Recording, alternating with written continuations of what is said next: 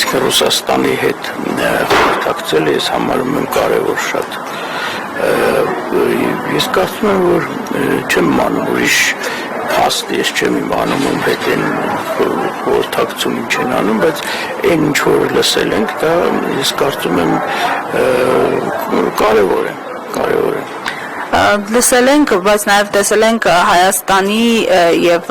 Թուրքիայի այսպես երկխոսության փորձը, այստեղ տեսակետ հնչեց Թուրքիայի անմիջական ներգրավվածության մասին հակամարտության մեջ, սա արդյոք չի վտանգում այս տեսանկյունից Հայաստանի դիրքերը եւ նաեւ եւս մեկ հարց ուր կտանեն մեզ Ստամբուլյան բանակցությունները, հաշվի առնելով նաեւ դրան հաջորդած ԻՀԿ հերթական նստաշրջանում ընդունված բանաձևը, որը փաստացի Հայաստանի Հանրապետության դեմ է։ Այո։ Տեսեք, ես չեմ կարծում, որ կապ ուներ հանդիպումը Ստամբուլում Թուրքիայի նախագահի եւ Հայաստանի վարչապետի միջև Իրան-իսրայելական Հաջորդ Իսրայելի եւ Իրանի պատերազմի հետ հավանական է ավելի վաղ էր որոշումը ընդունվել, որտեղ մենք գիտենք, որ մեր փոխնախարարը այնտեղ մեկնել էր նախապատրաստելու համար այցը դեռ շաբաթ առաջ։ Ես չեմ կարող ասեմ, թե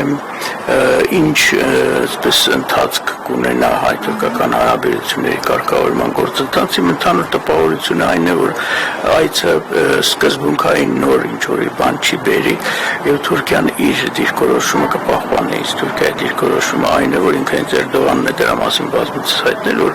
մինչեւ Ադրբեջանի հետ պայմանագիր կամ համաձայնագիր չստորագրի Թուրքիան ոչ մի քայլեր չի ձեռնարկի Հայաստանի հետ հարաբերությունների կարգավորման առումով։ Ես կարծում սա կպահպանվի եւ այցը ոչ մի արդյունք չի տա այդ առումով։ ԻՀԿ ընդունած բանաձևը գիտեք, այսօր ես դա կարդացի, իհարկե դա շատ վտանգավոր է, ինչ առումով վտանգավոր, որ կարողանում է Ադրբեջանը Թուրքիայի աջակցությամբ իր այդ մոտեցումները տարածել մի շարք երկրների վրա, մոտ 40 երկիր է մասնակցել, եթե ես չեմ սխալվում, նույնիսկ 57, որոնցից շատերը Հայաստանի բարեկամ երկրներն են, որոնց հետ մենք ավանդաբար ունենք շատ լավ հարաբերություններ։ Սա մեր արտգործնախարարության ձախողումը կարող ենք համարել։ Չեմ կարող ասեմ, իրենք ունեին ինֆորմացիա, թե չունեին, եթե ինֆորմացիա ունեին, պետք է ամեն ինչ անեին, որ դա չլինի, եթե ինֆորմացիա չունեին, ուրեմն դա շատ վատ է, որ չունեին, որ կարողացել են այնպես անեն, որ Հայաստանի արտգործնախարարությունը չի իմացել, ամեն դեպքում դա իհարկե հարված է Հայաստանի հեղինակությանը։